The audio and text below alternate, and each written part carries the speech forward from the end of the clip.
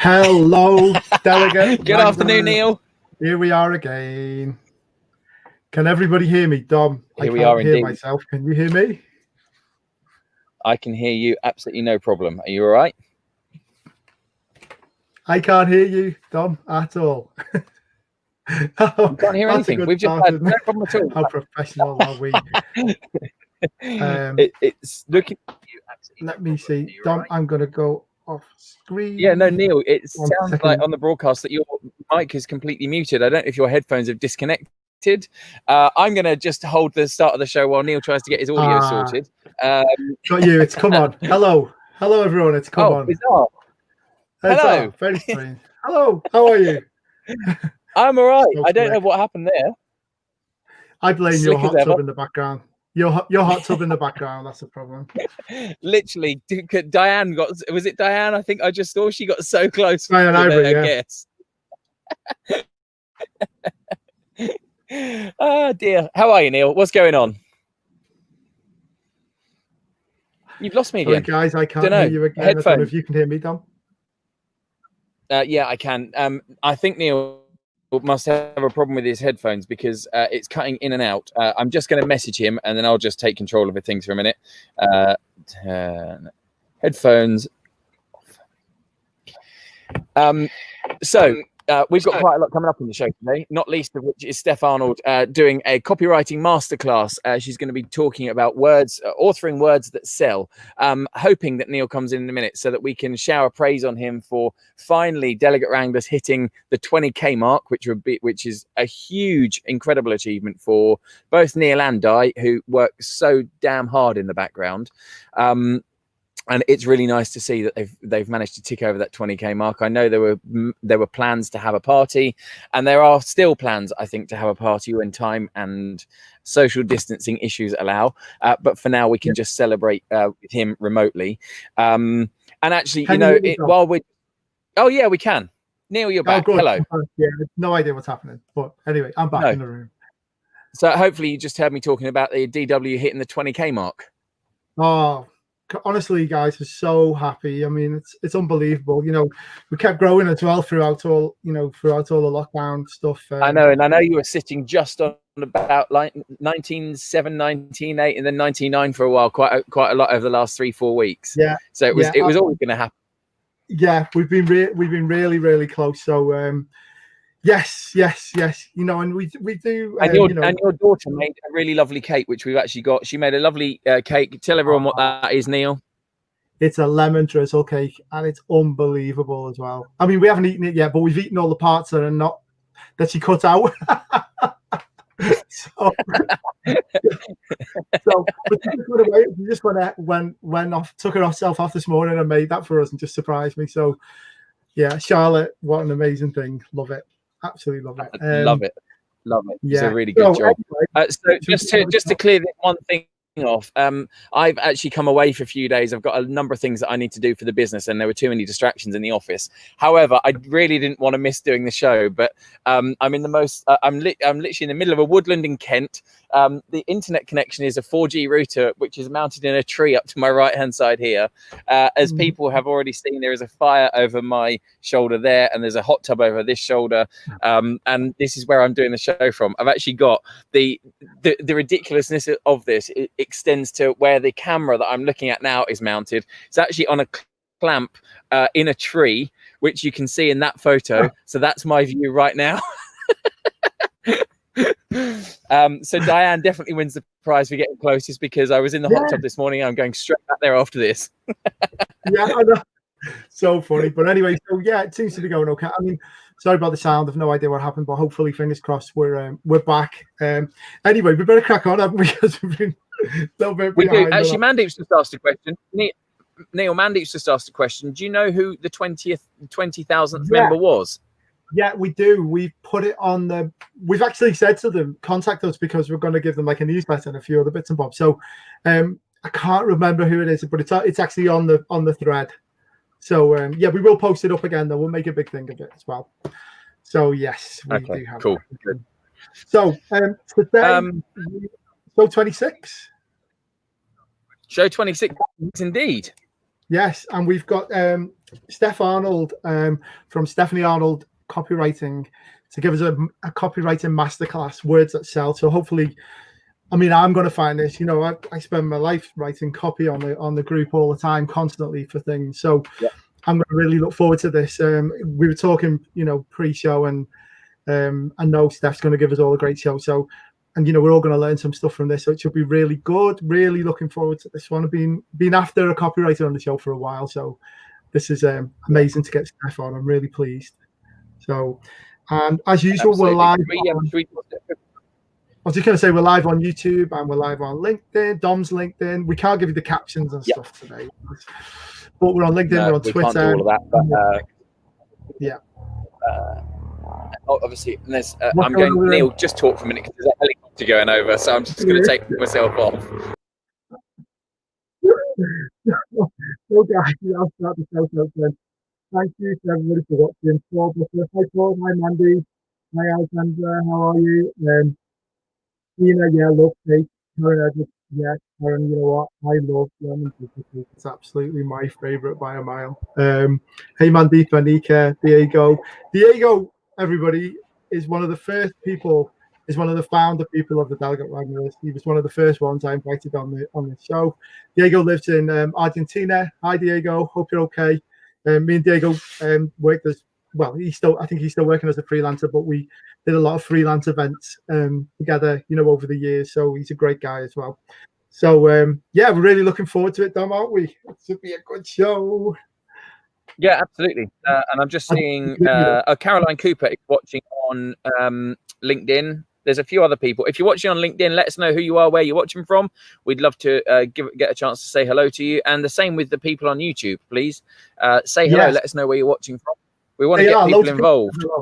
Loads of people have said hello. So we've got Denise Cunningham, Rosalind Wilson, Mentu from Events Case. Thanks, Events Case, for all your help. As always, Mentu's amazing. We've got Natasha, who's a 3D exhibition designer.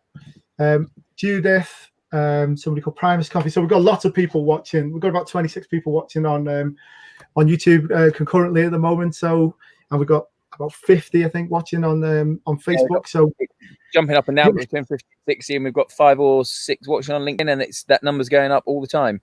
Yeah, it's all good. Emma Gamer just said, "Hi guys, a fire in a hot tub." Yep, that's exactly what it is. Anyway, look, before we bring Steph in, we've got a what's caught our eye this week, and that's actually what's more caught my eye, but Neil knows about it because he made it.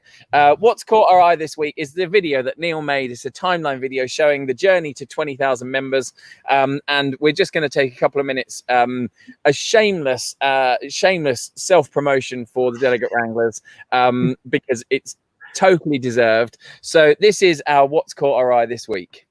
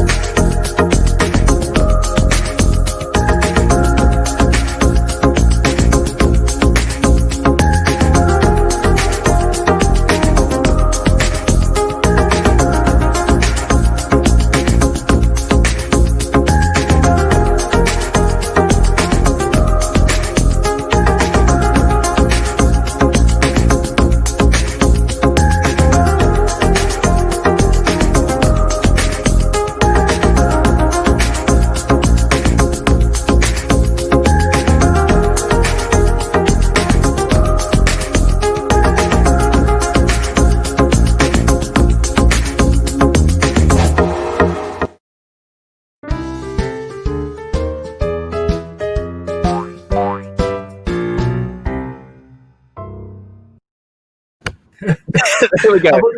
A couple of production. Sparkle at the end. The little sparkle at the end of the eye. I know, Neil. I know I've said this already, but like, it's such a huge achievement getting the group to this size. I know it's not anything like you intended it to be when you set out with Delegate Wranglers and started doing it for your own benefit. But actually, I'm also gonna say to people that we're gonna take the opportunity next week to talk. It's just me and Neil on the show next week. It's next Tuesday. Oh, sorry, I beg your pardon. It's the three of us. It's myself, Neil, and Diane next Friday, not next Tuesday, talking just about the journey to 20,000 members and what Delegate's done for people, what it means to people. And I'm really looking forward to it. And there's no shame in absolute self-promotion there. Yeah, it's going to be like a Q&A session, guys. So, feel free to ask. I wouldn't say ask me anything. I can't answer everything. I keep them nice, keep the questions nice. But yeah, we're going to come on the show. So if there's any questions you've always wanted to ask us, or whatever, talk to us about anything. But we're just going to just go through some of the things that happened on the group and tell you all about it. And what's coming soon as well. What's coming next. So hopefully that'll be a good one. Hopefully. Right, let's move on. Shall we get on with it? So yeah, let's bring her in. Yeah, let's bring in Steph. Hello, Steph. Are you there? Hello. Steph. Hello, Steph. How are you? I'm good. How are you? Yeah, really good. Really good. Really good. Sorry, we had a few technical issues. I think we've ironed them out now, so we're all good. So, Steph, just for the benefit of everybody, Steph is going to take us through, a bit of a masterclass about copywriting, and I've just got a list of some of the things we're going to talk about. The art of nurturing relationships, increasing repeat custom, why email lists are so important to event businesses right now, creating web content that people want to read and share, and also using that to tie it all together with social media and things like that. So, Steph, without any further ado, do you want to just briefly tell us a bit about your background and how you got into copywriting? Yeah, I guess so. Ever since my first jobs, really, in retail, I sort of was doing the marketing for my little beauty concession that I managed. And from there, I've gone into other admin jobs, and then I got into events, and I've always had clients, freelance clients, writing clients in between then as well. And yeah, it's just been something that I've always sort of dabbled in. And over the last few years, I've sort of done on a more professional level. And obviously with COVID and everything like that, it's just become something that everybody needs more of. Everything's gone online now. Everybody is looking to capture people's attention. There's so much going on. So yeah, it's got a bit busy. I was going to say that, with everything going online, it's going to be really busy. Everybody's got to kind of get their messages across in such the market's become more crowded, hasn't it? Because people are doing everything online and, in different formats. So it's become so much more important, I guess. Yeah, definitely. So, okay, I'll hand over to you. And what we'll do is we'll chat to us along the way. I was just thinking, Dom's gone away. Dom's writing his website and doing all kinds of things. We should have got his copy and ripped it apart, shouldn't we? I'm so glad I haven't written anything for you to be able to do that. Oh, so should I have known that. We'd have got it. And the thing is that the problem with copy is it's such a personal thing when you're writing it, and it can be like totally I don't know, it's a personal thing, and what I think is right for my business isn't necessarily what's right for people absorbing what I've written. So it's a really hard thing to do. It's not just something you can throw out and it'll be fine, because it does have to be thought through. Yeah, absolutely. Okay, Steph, I will hand over to you and take us through it, and we'll ask some questions as we go from the group as well. Okay, so I think firstly I want to I think copywriting is a broad term. People kind of use it to describe everything from blog posts to sales pages. And whilst it is all copy, there are differences in how you need to work those pieces of copy, the tone you need to use, and the route you need to take to get that, to make the message that you want it to make. Yeah, to get the feel. Yeah, so just quickly, let's just discuss the two. So content is So that's your informative, your entertaining, that sort of your blog post, your ebooks, video scripts, guidebooks, things like that. Things that you're putting out to appear as an expert in your field. You want people to know that that's what you're talking, that you know what you're talking about. You want to engage people, you want to teach people, so that when people need a problem solving, you're front and center of their mind because you've already helped them before. Yeah. Whereas copy is more, it's persuasion. You know, we want people to take an action, whether that be signing up for an email list or to go all out and buy something from you. So the way you word things is now very different. You need to be giving people a reason to take that next action. So I think, so the way they both work is very, very different. But you do need both to be, for an overall marketing plan. You need both. You need one to lead into the other nicely, and you build up your content and you're giving them information. Well, then you need to funnel them down somewhere in order to create the sale that you're looking for.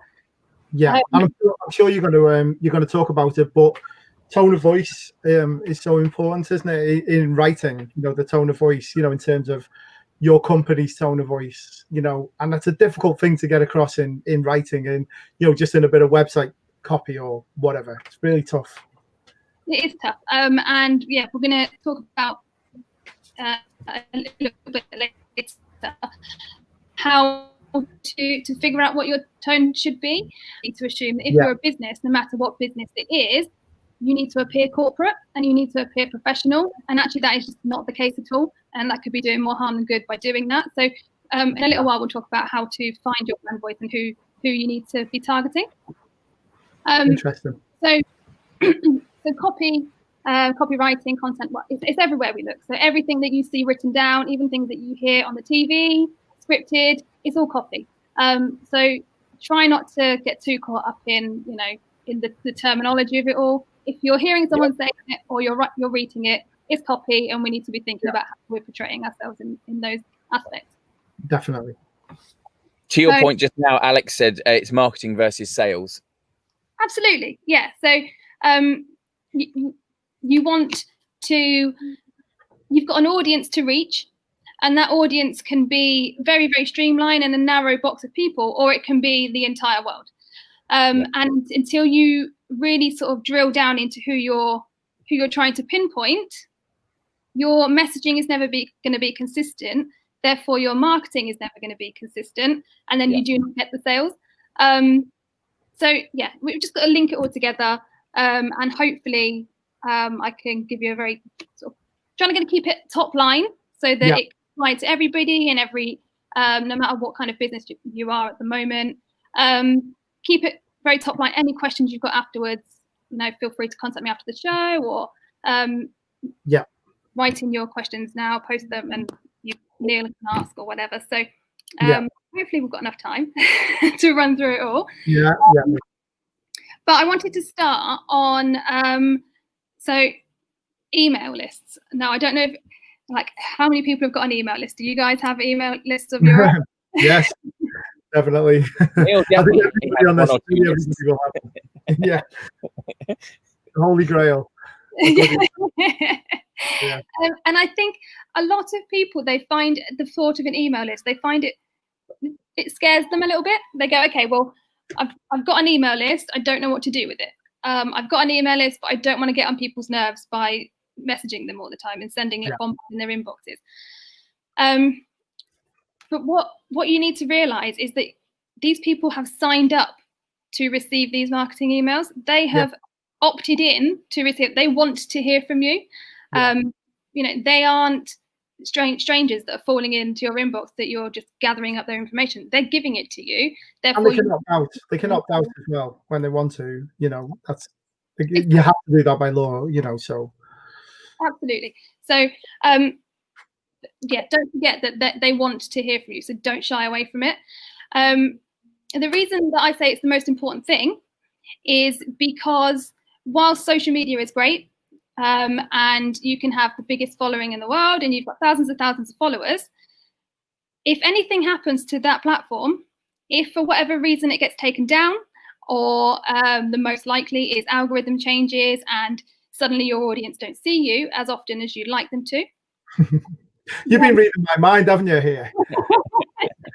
This kind of thing has definitely happened to me already. I mean, Facebook, at one point, we lost 3,000 people overnight. Wow. 3,000 people, because I think they just decided if they hadn't commented in a year or 2 years, they got rid of them. It was about 2 years ago, and I was heartbroken. You know, overnight, just gone. So long trying to nurture those people and build those relationships, and then they're gone. They're wiped out, and it's beyond your control. Whereas with an email list, that's your data. You own that data. Yeah. Facebook can disappear off the face of the earth. You still have your email list. You still have your audience and your following, and you are still able to reach them in a more direct manner. When you're on Facebook, you're scrolling and you're scrolling. There's always something. There's something flashing in the corner. There's somebody talking over the top. Whereas email, you go into your inbox, and if you're in your inbox, you're there with the sole purpose and intention of reading those emails. So you're less distracted when you're in your inbox. So you then get undivided attention when you're in the inbox. So do you want to tell us how important it is for the intro to these kind of emails and things? Because I'm sure it's a real key. I mean, I send out email newsletters, and it's really important to get that right, isn't it?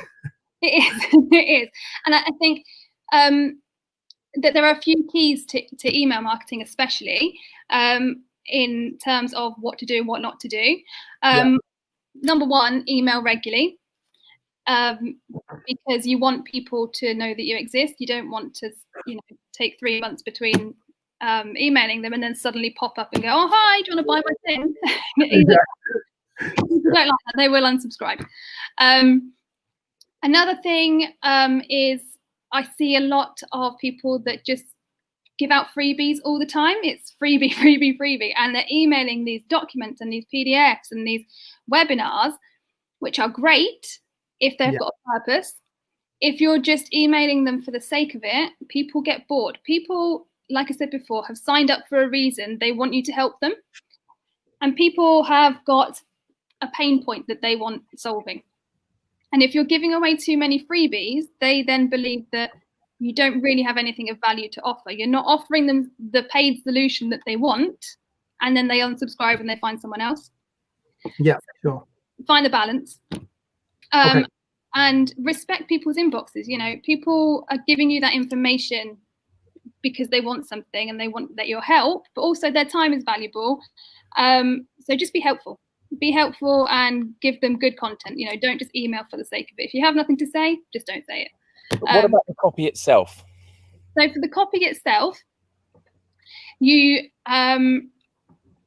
subject lines, that's the whole sort of that's the whole ball game in itself. But you want something that is going to pique people's curiosity, to get them to want to open the email.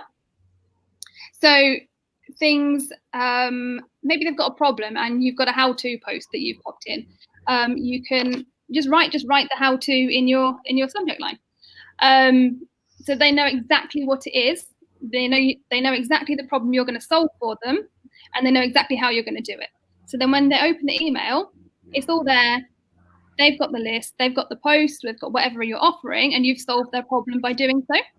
I think it's really important to get straight to the, things that I've learned over the years as well, to get straight to the point, particularly with email subjects, by either challenging them, by asking a question, you spend too long ranting your emails or whatever it is, anything.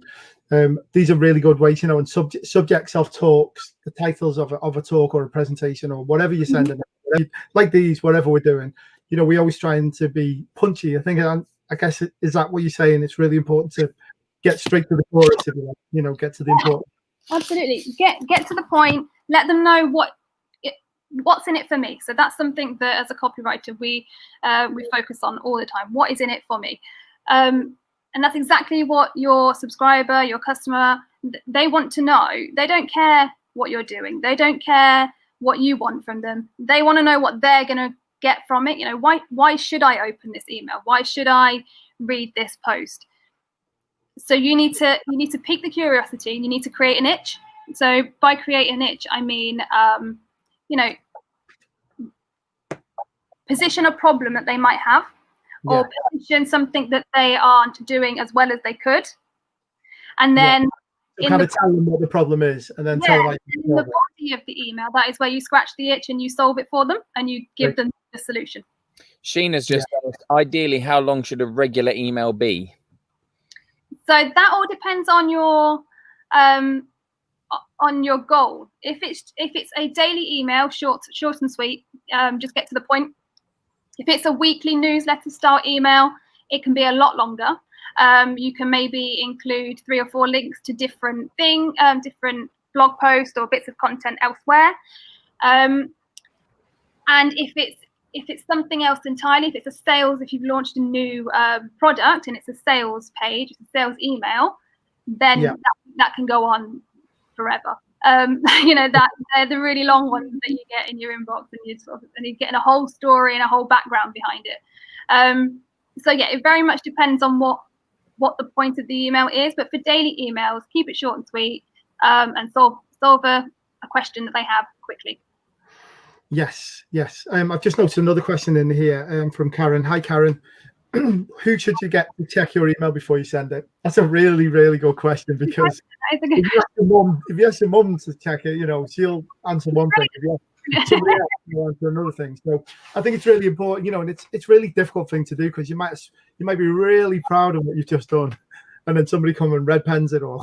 It's so important, isn't it? And getting the right people to. I guess it's. Well, you tell us what you think. So. Again, it very much depends on what the goal is. If you're just checking that everything makes sense, then just get a team member to check it. Or if it's something that is a little bit more tricky, if it's something that you're trying to describe to somebody, get somebody who's a little bit more removed to check it. Because it might make sense to us, and it might make sense to our teams, because we know what we're aiming for. But to somebody else who doesn't know the product, doesn't know the company, they're going to have a different view on it, of what you need to improve on, and what you've not explained very well, or maybe what you've explained too much. So if you can get somebody from an outsider point of view to have a little look over it.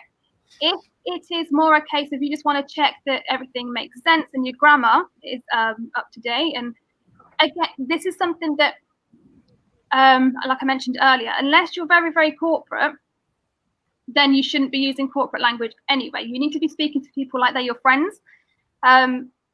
Speaking conversational language, don't be too formal, don't make sentences longer than they need to be. Keep paragraphs nice and short. And we'll talk about formatting in a little while, but if you want to just check that everything is as it should be, then use the Grammarly website. So what you can either type it straight into the Grammarly little text box, or you can create your full document, upload it to Grammarly, and there's a free version and there's a paid version. But what it will do, it will just give you a little bit of guidance onto whether you've spelt things correctly, if you've got punctuation in the right place, if maybe we're all guilty of it. We can write something out, and then when we're proofreading it, we're reading exactly what we want it to say and what we think it should say. We're not reading what we've actually written. So to just upload it to that and get it's super quick, and it'll just tell you if you've got everything correct where you should. But in terms of finer details, just get somebody else to run their eyes over it if you want to. We'll try and get a link. We'll put a link to that as well in the wrap up afterwards. And I'm sure Dom is desperately there trying to find it and put it in the chat. I know exactly where Grammarly is, Neil, and I'll put it up there in just a moment. Right. I mean, that's kind of broad tips and tricks there, but I think what about the copy itself? Like as a supplier, as a marketer, as a salesperson, where do I start on actually just writing copy? So I think a lot of it actually, I think we get caught up on the words to use and what to say, when actually that is the wrong thing to be getting caught up on. We need to figure out who we're targeting. Yeah, I was going to ask you this question. Is it the people, what comes first? Do you write for the people that you're writing to, or do you write about your product? But I guess you're saying you write about the people. Yeah. For them. We kind of get hung up on what words to use rather than who we're writing to. I don't send the same text to my sister that I would send to my nan. So we shouldn't be doing the same thing in our emails either, or anywhere really, social media, websites, anything like that. So one of the things that I do every time I work with a new client is we sit down and I get them to fill out a sheet and just brain dump everything. So everything that could be related to their customer. I know we all know about demographics and things like that, and people's age, people's gender, those sort of things. However, when it comes to copy, a 19-year-old male could have the exact same desires and goals as a 55-year-old woman. Yeah. Just looking at somebody's age and gender doesn't give you a full picture. And if anything, it's removing people that you could be talking to. So right, okay. I think get really, really clear on who that is before you even think about writing copy, and then it will just happen, and you won't have to think about it too much because you're already very clear on who that person is. In terms of how to write, I guess it's slightly difficult when you're writing for, like say a website or something though as well, isn't it? It's quite difficult because anybody could be looking at it. So you have to be a bit broader stroke. Good, but again, I mean, websites, like I have my website to write, and I know exactly who my audience is. Websites in the main aren't too broad because they are targeted at a specific audience. So how do you best communicate with that audience? What language are they using? What terminology are they using? How would you talk to that person if you met them at an event? Or if you were walking around the meeting show, you're walking around CHS in October, if you bumped into that person, how would you communicate what you do with them, and then go away and find a way to perhaps to formalize that a little bit more, but put it in a way that will make sense to them. I think in terms of how you then break that down to get that message across, and like you've just said there, Dummy, this applies more to email marketing, social media, any sort of printed things if people still do that. But websites are quite broad. But in terms of how you really drill down into writing a piece of copy, there are three things that you need to be focusing on, and that is the who, the what, and the how. So no matter what it is that you're trying to get across to your customers, people firstly need to know who it's for. So you need to tell them who it's for. If you're speaking to an executive assistant who doesn't have the time to plan her company conference on her own, then let her know in your copy that you're talking to her. Reference that she doesn't have any time. Reference what her goal is. Reference, that the budget isn't there, or whatever the case may be. Speak to her rather than speaking to, we plan conferences. Yes. Yeah. Because people don't want, like I said, people don't want to know about you. They want to know how you can help them. So tell them exactly who you're speaking to. Once you've got the curiosity and they've gone, okay, that's me, I know this is for me, you then need to tell them the what. So the what is exactly what you want to tell the person. What is it that you're offering, or what is it that you can solve for them? So for example, we all know that if you don't brush your teeth, you're going to get tooth decay. So we know that. But that is boring. Nobody wants to read that. Everybody knows that. So we don't write the what like that. We write the what as the how. So we then paint a picture, and we tell a little story, and we take them down a little, on a little trip, and get them to visualize where they are. So I don't know, maybe they are scared of dentists, and you're describing them sitting in a dentist chair. And the experience is horrible, they're hating it, and well, if they just flossed, they wouldn't have this problem. So So there you go. Here's the solution. Here's my dental floss. So don't just say, you know, you'll get tooth decay if you don't floss. Self-floss. Here you are. Take them on a journey. Yeah. So be a bit creative. You know, don't just be factual. Be creative as well. It's the emotion behind it. People buy from emotions and feelings. They don't buy from just the product alone. That's why you see like some of the greatest adverts and commercials in history are, you know, people wanting to have what that advert is giving. You know, people don't necessarily buy a car because of all the mechanical things and the different parts of it and what it's made from. What they buy the car for is how they look to the outside world. Is it going to make me look cooler? Great, I want that car. How they make them feel, isn't it? It's how the cars make them feel. That's what it is, isn't it? Really. Exactly, and we really have to sort of drill down and focus on those emotions. So some of the emotions that are great to work with: joy, create a sense of joy, excitement, hope, curiosity. Fear is a great one. Scarcity is a great one. But what I will say is only use them if there's a need. Don't be that person that is going, you know, this is going to run out, the sale's going to end in 2 hours, and then 12 hours later is it still going, and 3 days later is it still going. Don't be that person. Nobody likes that person. But if there is genuine scarcity and you are having a sale for a certain amount of time, or your tickets are running low for a certain event, definitely push it. Push that feeling. People don't want to miss out. So push it and go with it. Yeah. FOMO. Exactly.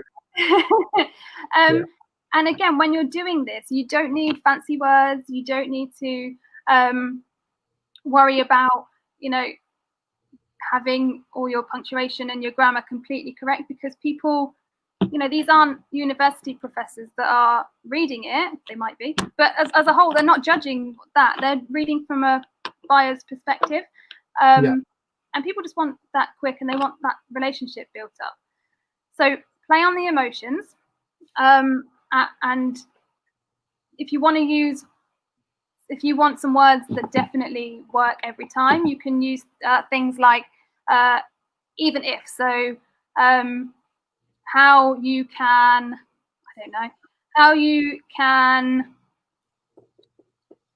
meal prep for gluten-free meals, even if you only have an hour a week, or a how-to. So people love a how. So how to fly to Barcelona for under £50, whatever it may be. Good luck at the moment.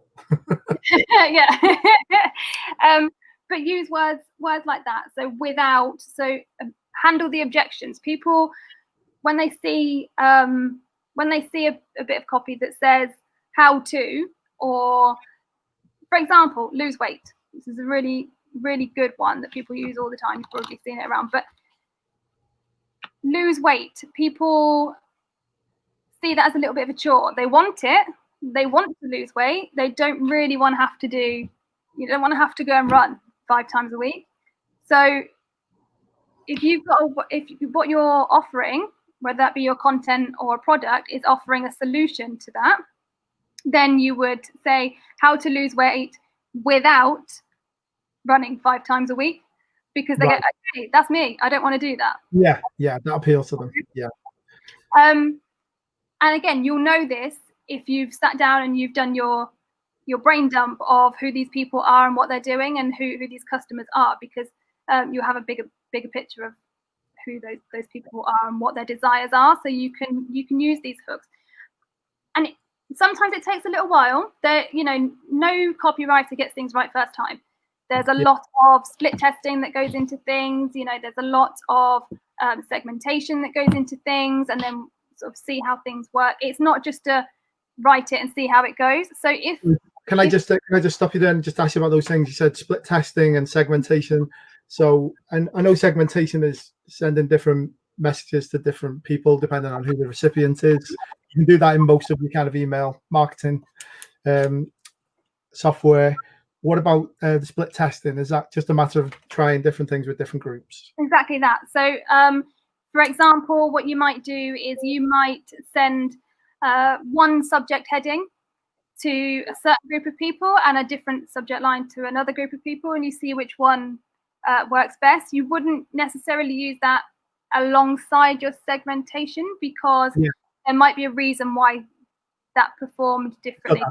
You would do it as a more broad term, as a more broad thing. So you would. Really good idea, you know, a really, really good idea that, you know, I, for one, I'm going to, after the show, I'm going to try things like that because, you know, we send out email newsletters and things. So it will be good to know what style, you know, a style or something works. So I think we will try that one. Great tip. And it's, you know, just keep a record. You don't necessarily need to upgrade whatever platform you're using at the moment. You can, if you just keep a log, most of them have this kind of thing anyway, and it will give you your metrics. And you won't need to search. But if you're just on a basic plan and you don't want to have to upgrade, you don't have to have all the split testing there on the page. You know who you've sent it to, and then you go into your different campaigns and your metrics are there, and you just go, okay, which one performed better? You don't have to run a split test through the platform itself.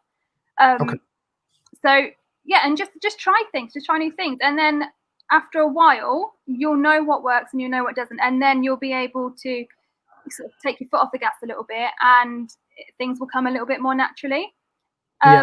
As your email list grows, or as your following grows, again, that will shift slightly because you'll get more.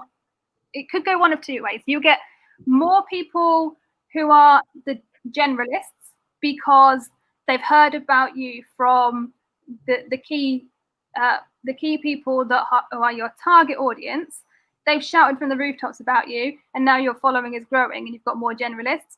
So then you need to start your segmentation, and you need to go, okay, well, who here is in this industry and wants to hear from me all the time? Who's here just because every now and then they might want to plan a birthday party and they might need something from me? They can be another group entirely. So your messaging will vary over time based on who your following becomes and who your audience becomes. Or it could go the other way, and actually you end up getting rid of a lot of subscribers because you're not speaking to them anymore because you've niched down quite a lot. And I just want to point out that isn't a bad thing to lose subscribers. A smaller list that is more engaged is far, far more powerful than a huge list when nobody engages and nobody buys. Yeah, you know what? I couldn't, just sorry to jump in, but I couldn't agree more because I've been listening to, so like I say, lots of YouTubes and lots of podcasts, and they, you know, nearly every expert that comes on says that exact thing. You know, better to have people who are absolute massive supporters of you. Better to have a few of them rather than thousands of people who don't really care. You know, who don't really are not that bothered and they're not really massive advocates. So I think it's, and also your figures look better as well if it's like a really amazing list. You know, you know you've got to get amazing opens of your newsletters or whatever you're sending them. You know, however you're communicating with them, you're going to get proper buy-in from those people. So yeah, I couldn't agree more with that. But it's quite hard to not let your ego take over and go, well, I've only got 300 really brilliant people as opposed to 3,000 people. Exactly. But, you know, once you've started playing around with things a little bit and you've started to test the waters and you're doing a bit more segmentation and you're doing a little bit more split testing, you know, the proof is in the pudding. You'll see who's buying and who isn't. You'll see who consistently doesn't open your emails. You'll see who consistently doesn't click through and take action on those emails. And you'll start to realize that actually if 50% of your list is sitting there doing nothing, they are of no value to you. And you're probably paying, depending on what size email list you've got, but you're probably paying more for the platform to be able to send all these emails in the first place. So you're actually paying for these extra people who are not giving you anything back. Yeah, very true. Very, very true. So I saw in some of your notes you were talking about crafting event web copy, you know, to encourage ticket sales and things like that. Have you got any specific guidance on, you know, because a lot of the people who will be watching this show will be either holding events or putting on events for people. So, you know, a big part of that is often ticket sales or just getting people to go or to gain interest. You know, are there any ways that you found that, you know, that really work in terms of the specific copy that you write for those kind of things and the kind of, you know, tone of voice that you have with them? Or does it vary from event to event, you know, that kind of thing? I think whilst it somewhat varies from event to event, the goal is always the same. You just want people to sign up to your event and you want people to have a good time, shout about it, and then come next time. That is always the goal. So it doesn't matter what industry you're in, that is the goal. So in terms of brand voice, just go with the brand voice that you usually use. If you're targeting to a different audience, then maybe change it slightly. But again, find out who your customer is and speak to them. And in specifically related to copy, I think the question that probably needs to be answered more than those is, how do you find the right voice? Like, what tone do you use when you're writing your email marketing, when you're writing a post in supplier hour, when you're writing a post in event hour? What is the right tone of voice to use there? Because that's the bit that I think people have particularly tuned in for, is learning how to better craft the copy that they're writing in this form, like in this sector. Yep. So if to be copy specific for something like this, the key is in how you deliver the message. So whereas in the marketing emails, you want to create a relationship, you want to tell a little bit of a story.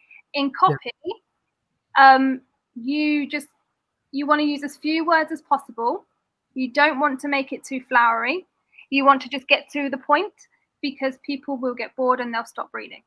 So it is how you deliver the message, but it's also in the formatting that makes it, you know, nobody wants to be faced with a big wall of text. So break it down. And really, really basic stuff in terms of website especially, but also in terms of the freelance hours and things like that. Just answer who, what, where, when, why, and how. Make sure they're there. Make it very top heavy. So put all the important information at the top, and leave the less important things towards the bottom. Because people skim read, people don't read if they're not interested. So start with the most important things at the top. Yeah, a tip I learned, and it's one that I've implemented as well, is intro. Put your intro text at the beginning and to try and grab their excitement, and then literally put register here right at the top, high up, as well as at the bottom. But what I was doing in the past was putting it right down at the bottom. Yeah. And really, sometimes people don't even get that far, and they might have lost interest by then. So I kind of put it at the top. Somebody gave me this tip: put it near the top, and put it at the bottom as well. So you're going to catch them either way. But I think that's a little tip as well. That's worked for me anyway, definitely. Yep. Also as well, whilst copy is great, copy doesn't sell on its own. You still need to use photos, videos, anything like that, especially for an event. People want to see what's been going on before then. At other events, what are they missing out on if they don't come? So I think in terms of copy, again, it's not necessarily the words that you use, it's how you approach it. So rather than creating a story and setting the scene, go straight in and tell them what they're gonna get out of it if they come to your event. What is life going to look like for them after they've attended if they come to your event? Yeah, that's a really good point. Are they going to have more time? Are they going to be able to increase their revenue? Are they going to get that promotion? Things like that. That's what they want to know, and that's what needs to be at the top. Obviously, the basic things get missed quite a lot. Things like people don't necessarily want to go page to page to find out all the details. So have them all there. Who's attending? Why should I attend? Where's the venue? What's the date?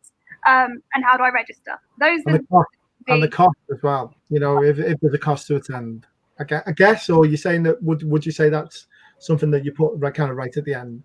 I think, again, it depends what kind of ticket prices you have. If you have a variety of ticket prices, I wouldn't even bother mentioning it. If it is something that, and again, it depends on your audience, but I found that putting a cost, unless it's incredible value for money, which we all think our events are because we know how much work's been put into it, but if it's something that's not been offered before in the industry, if it's something that you're offering at a price that isn't offered anywhere else in the industry, put the price. If not, don't focus on the price. Just focus on what they're going to get out of it if they come, because people will pay for that outcome no matter what. Yeah. If you make it attractive enough, they will. I agree with you. So I personally would leave prices and costs until after you've clicked the register button, and then you have your different ticket prices and things like that if you've got different ones that you're offering, if it's not just a standard price. So I personally wouldn't put it there. I also wouldn't necessarily put countdown timers on, especially if the event is months and months away. I wouldn't bother with that, because people then get complacent. They think they've got time to purchase these tickets. Don't just do it straight away. If your event obviously is in a week's time, put it on there. Create the urgency for it. But another way to do that, perhaps, if you wanted to use that sort of effect, would be the tickets remaining. If you've got a certain amount of tickets remaining, that's obviously going to push people a little bit more than thinking they've got a year to book. Yeah. So again, and that depends on how your event falls and how far in advance you've done it. And in terms of a call to action on a website, you don't want any more than one call to action on a website. You don't want people going here, there, and everywhere, getting lost, never coming back to register. Get people to register. Anything else that comes after can come after. Don't put it on the website. So maybe you've got different sessions. You've got different speaker sessions, or different workshop sessions. By all means, put an agenda on there, because people want to know what's going on. What I wouldn't do is get people to register their sessions whilst they're registering for the event, because people will get a bit bogged down with their calendars and how they're going to work it, and then some people will navigate away from that. Whereas if you get them to register for the event as a whole first, they're already registered. You've now got their email address. You're now able to send them emails.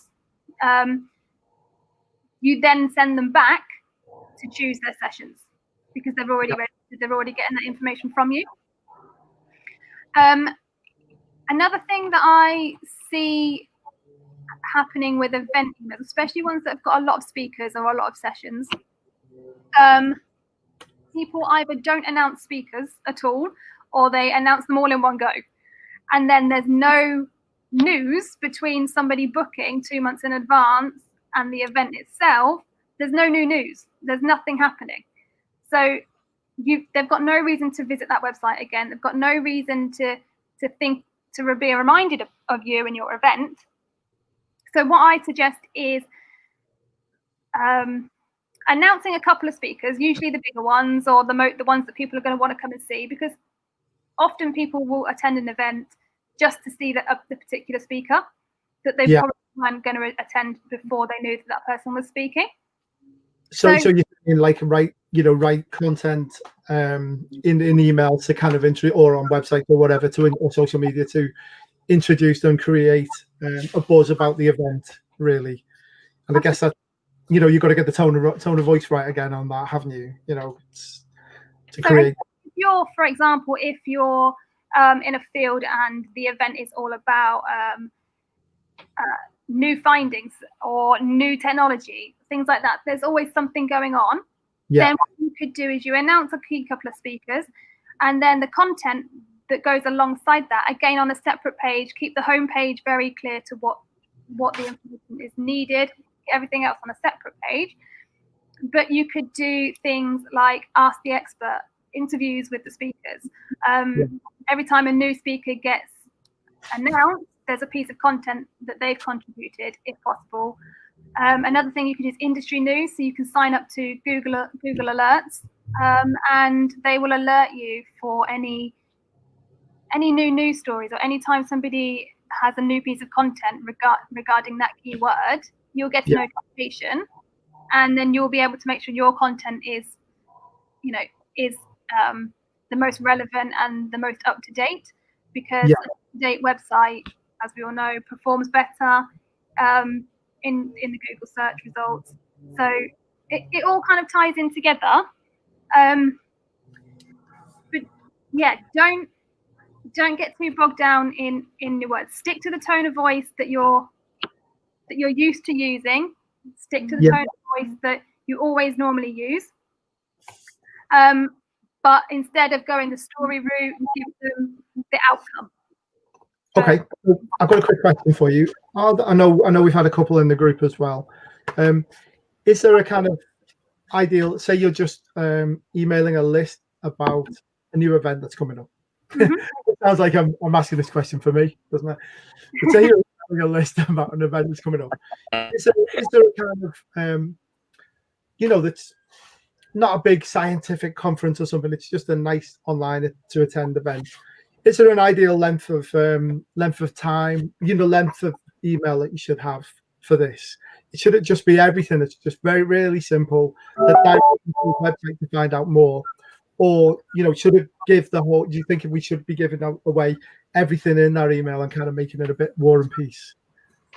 Is this an email to launch the event and create awareness? Yeah, to launch the event. Yeah, because this is what a lot of these people will be listening, and a lot of the people listening to the show will be doing this kind of thing.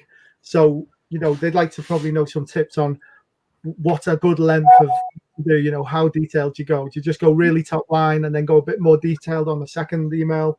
What's your kind of strategy? Yeah, so definitely you need an entire sequence rather than just one email. So again, depending on how far in advance your event is, but minimum 3 or 4 emails to let people know that it's happening. The first one, I would create intrigue. I wouldn't give them all the details. I would let them know that you're planning something, let them know that it's going to be amazing, let them know what they're going to get out of it, but withhold the details from them. So kind of whet their appetite. Yeah, exactly. And then when they see that next email, they go, oh, what was this? This is what they were referring to. Are they going to give me any more details? How can I register? And that's when you start giving them a little bit more detail. Yeah. And then email 3 and 4 onwards, that's when you start giving even more details. So speaker details. Maybe by this point they've already registered if you've already put your site live and they can register. And again, this is where you've got your 2 different kinds of emails and you need to try and align them so that the people who have registered don't continue getting launch emails. But yeah, 3 or 4 emails for a launch, I would say, is perfect, and just drip feed the information, but create a sense of excitement around it. Right, I know. And then we had a question, didn't we, Dom? From it was from the one from Mark Bailey. Yeah, I love this question. I'd be really interested to see what you say to this, Steph. Do you think personal video clips will diminish the need for targeted copy going forward, particularly in a sales situation? So this is a question that comes up a lot, actually, with different people. And no, I don't think so. Because people, well, first of all, the copy needs to be written regardless. Somebody needs to know what they're saying on a video, so that it still exists. But secondly, I am one of these people, and people get laughed at this, but I have my phone on silent all the time. I don't watch videos, and unless they've got the transcription, I don't bother. And those people will always exist. I'm also not the sort of person that, I watch a film and I'm lost 20 minutes in because I haven't properly been listening. I've been watching other things, haven't necessarily been listening properly. Whereas if you give me a book, I've absorbed the information straight away because I like to read and I absorb my information that way. So no, I don't think it'll ever be replaced. I think working both together works perfectly. You're capturing both sets of people, and the pattern interrupt is good. Pattern interrupt is a brilliant way to catch people's attention. Do something different, stand out from the crowd, stop that scrolling. So if you've got text and then you put a video in to create a bit more excitement, you can get a bit more excitement across in your voice. Yeah. yeah, work them together. But no, I don't think that will replace copywriting. Yeah. And the other question, which I'm afraid it came back up again, which is how do you decide on the tone of copy for your business?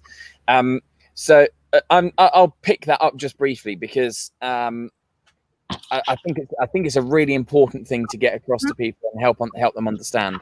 But one of the things that I did probably about 18 months ago, first of all, was to write and define the personality of my company. So what traits? Are we a fun or are we a serious brand? Are we inquisitive? Are we adventurous?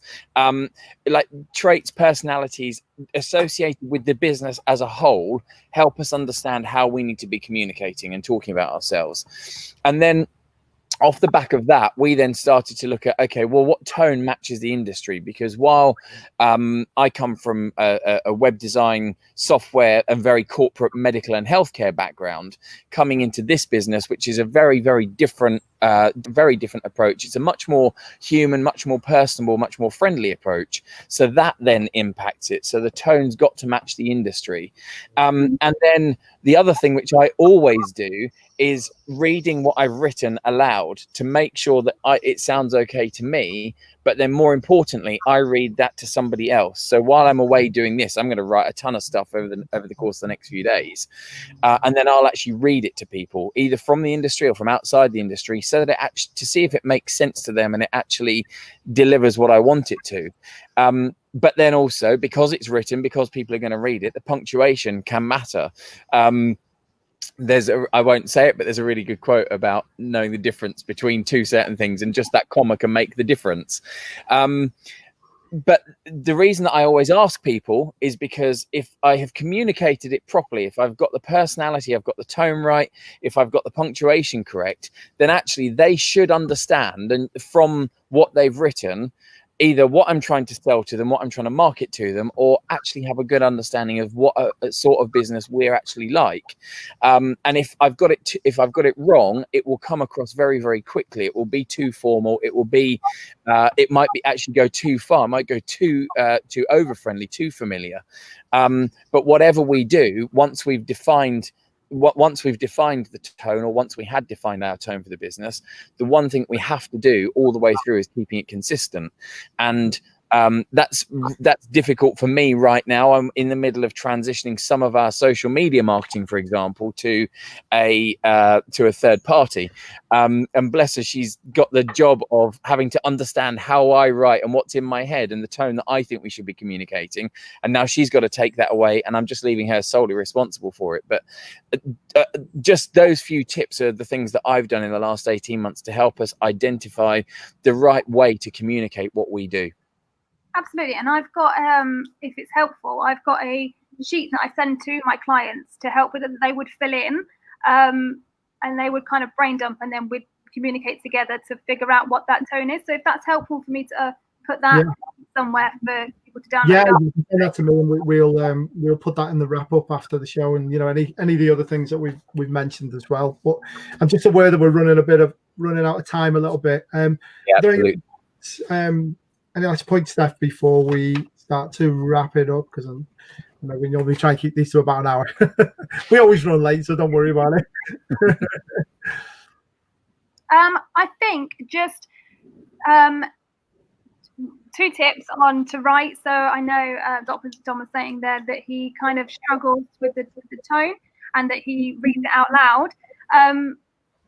Write without editing. So don't edit yourself as you're writing. Get everything out, and then with fresh eyes the next day, then edit, and try and minimize by at least 10%. It should be more, but at least 10%. If you still don't feel it's right after you've read it out loud or you've read it to somebody else, fresh eyes again, edit. But never edit yourself as you go, because you just end up overthinking it, and your message gets warped. Don't overthink. I think it's easy to overthink it, and it's easy to say don't overthink it, but it is key. Yeah, absolutely. I think it helps me when I know like when I'm doing things for my website for the SEO and how much you're allowed to put in. Sometimes you have to be really strip it down, and it's really good exercise. I like Twitter as well. It's a really good exercise, because you just you put the really vital information in. So yeah, I agree with you about editing. Whatever you first write, then try and strip it down again, because you usually talk too much. I do anyway. Say nothing, Dom. Say. Brilliant. Guys, we're at 1 hour and 10 minutes. I think we need to start rounding this out now. But Steph, I'm really grateful for your time. Make sure you get all of your notes and stuff over to Neil so we can include it in his wrap up, which will come out later on today. You're pretty good at getting those out now, Neil. The last one was just a couple of hours, I think. No flies on me.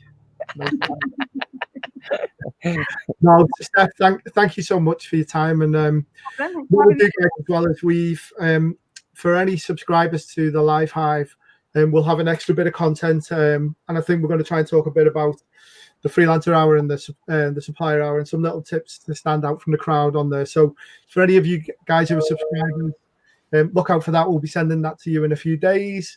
I'll put a link in the chat to how you can subscribe if you're not already, so that you can receive that. We're doing that every week with every guest that we have on. We're doing an extra little bit of content for you guys. So as a way of me, thank you. So Steph, thank you so much. We really appreciate your help. It's been great. I've learned some amazing tips. So thank you for that. Thanks, Steph. We'll catch you again soon. Take care. Bye-bye. Thank you. Bye-bye. So Dom, I'm going to keep this brief because I know you've got a hot tub to get into. I've got a hot tub to get into, and I've got a load of writing to do, unedited first. Dom, can I give you a little top tip? Yeah, go on. Make sure you turn your webcam off before you get in the hot tub. Literally, the only reason that I've got any of this with me is so that I could write and so I could do the show. But after this, I'm going to my iPad in the corner over there, and actually an old-fashioned notepad and pen. Who would have thought it? Who would have thought it? Yeah. So I'm just going to quickly tell you about the shows that we've got coming up. Next week, we've got myself and Diane on a show entitled "Everything You Need to Know About the Delegate Wranglers." So it's going to be a Q&A session with us, talking about the journey to the 20k mark. Dom's going to be interviewing us. That should be interesting. I'm looking out for some curveball questions coming. So yeah, ask us anything. We're going to be here answering your questions about the group and the future as well. And then the week after that, that show's actually a week on Friday. On Friday, because I'm not around next Tuesday. Not around on Friday, 1:30 as normal. But yes, 1:30 as normal. And then the following Tuesday, I'm delighted to have Jose and Kevin from Events Case on. And we're going to be taking a deep dive into the things you've never dared to ask when organising your online events. So I feel a bit bad that it's taken us 27 episodes to get them on, considering they have supported since about show 4. No, we're just keeping them waiting. No, I'm really looking forward to that show. I mean, and there'll be they're going to cover some really interesting sides to putting on events. Things like when you're ticketing for your events, the problems that can create, and you're charging for your event, across different countries and all kinds of things. So, and a deep dive also into a bit of the platform and some of the things it can do as well. So that should be really useful, guys, to everyone who's putting on any online events as well. We use Events Case for the registration here, and it's great to use, so simple. So hopefully we'll get some good information about that as well. Good. So I'm looking at my notes desperately, Dom. I think that's about it. That's all we had. Another week. Wow. Okay. So enjoy your hot tub and your writing. And I'm going completely off grid now until I go back to the office on Friday morning. So I'm going to disappear. I won't be replying to any comments or emails at all. And I'll be back next Friday with you all. Yeah, and turn that webcam off. So definitely. Big thank you to yourself, Dom, Events Case. Always. And most of all to everybody for tuning in. Unless you guys are tuning in, there's no reason for us to make these. So if you keep supporting us, we'll keep making them. And as always, send us any subjects that you'd like us to cover. We have got a pipeline of these coming through. But if there's anything pressing that you'd really like us to cover, that's going to be of interest to everybody in the group, for yourself to come on the show or to drop in a line to give us a bit of heads up about a good topic to cover. Just talking today though, maybe think about we should get a MailChimp expert on, or a newsletter expert on. That would be really good as well. really, Definitely that. technical side of doing that would be really useful. There's loads, and actually one of the things that I will be writing while I'm away is a list of the stuff, because I think even when we were talking to Sasha last week, there were so many good bits of information that came out of that, but there's probably at least 3 or 4 shows that came out of that where you could really deep dive into that. So we need to start picking up on some of that and doing it as part of this show, and maybe even some additional content for the live hives. Live hives. I couldn't pick the haven't even had a drink today. Live hive subscribers. yeah, we're all about getting extra content for those guys, and then I think as things are developing with the industry as well, we'll be doing things for live events, talking about things that people can embellish their live events with. I want to do like a show round masterclass. To get somebody on to give us a show round, the do's and don'ts of a brilliant show round of a venue, that kind of thing. So watch this space, guys. Keep the ideas coming through to us. We really appreciate them. And yes, I think we shall see you. We shall see you next week. We'll see you very soon. Thank you very much to everyone watching. We will be back next Friday, 1:30, with myself, Neil, and his lovely wife, Diane. And we'll see you then. Take care, everybody. Bye, guys.